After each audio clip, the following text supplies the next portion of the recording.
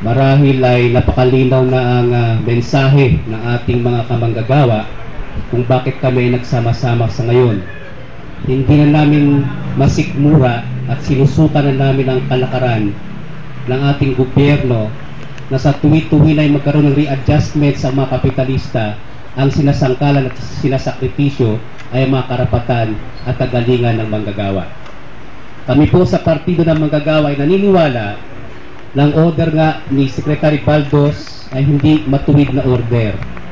Ito ay nagbibigay ng daan tungo sa pintuan ni lusutan at mga kapitalistang naghahangad pa na isakripisyo ang karapatan ng manggagawa sa security of tenure, isakripisyo ang karapatan ng manggagawa sa pag-uunyon para lamang sa readjustment, reorganization ng kanilang mga industriya at kumpanya at sa pagkamal ng malaking tubo.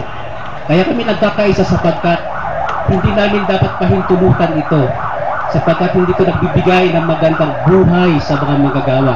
Hindi ito tamang kapasyahan at patakaran na dapat sa isang matuwid na gobyerno.